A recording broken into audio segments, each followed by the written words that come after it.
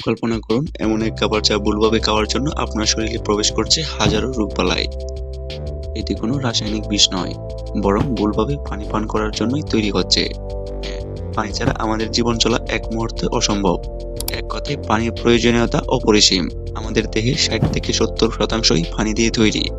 পরিপাকতন্ত্রের হজম শক্তি, খাবার থেকে পুষ্টি উপাদান শোষণ, রক্ত সঞ্চালন, কিডনিকে সুস্থ রাখতে, ত্বকের তৈলাক্ততা বজায় রাখতে এবং শরীরের তাপমাত্রা ভারসাম্য বজায় রাখতে পানির গুরুত্ব অপরিসীম। এছাড়াও পানি শরীর থেকে ক্ষতিকর টক্সিন পদার্থ প্রস্রাব এবং ঘামের মাধ্যমে বের করে দেয়।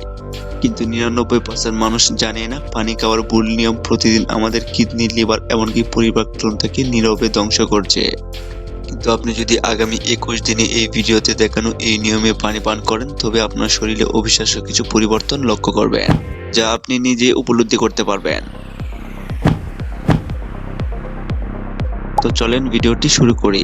তার আগে চ্যানেলে নতুন হয়ে থাকলে অবশ্যই সাবস্ক্রাইব করার অনুরোধ রইল। কিভাবে পানি পান করব? প্রতিদিন পর্যাপ্ত পানি পান করার পরও হয়তো আপনি ক্লান্ত বোধ করছেন, কিন্তু মুখে ব্রণ, হজমের সমস্যা, পেট ফাঁপা লেগে থাকে। কারণ সমস্যা পানির পরিমাণে নয়, সমস্যা আপনার পদ্ধতিতে। দাঁড়িয়ে দ্রুত বেগে পানি পান করলে হয়তো তা সরাসরি পাকস্থলীতে তীব্র বেগে আঘাত করে।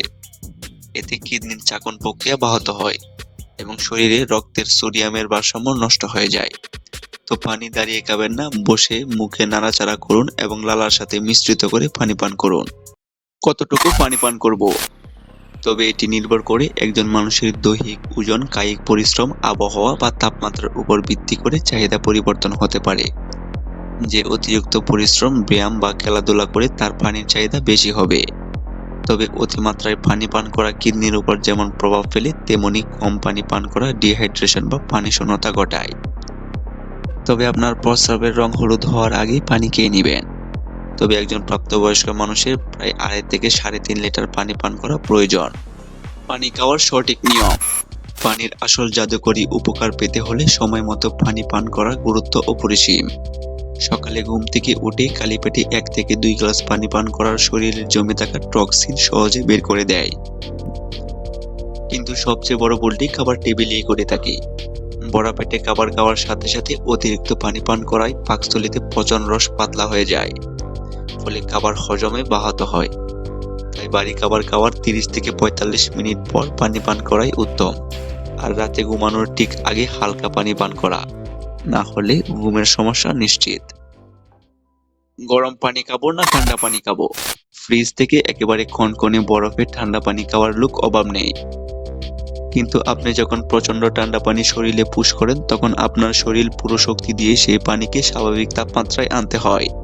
কারণ সেই ঠান্ডা পানি আপনার শরীরের সাথে সাথে কাজ করবে না, বরং শরীরের সমপরিমাণ তাপমাত্রায় আনতে হয়।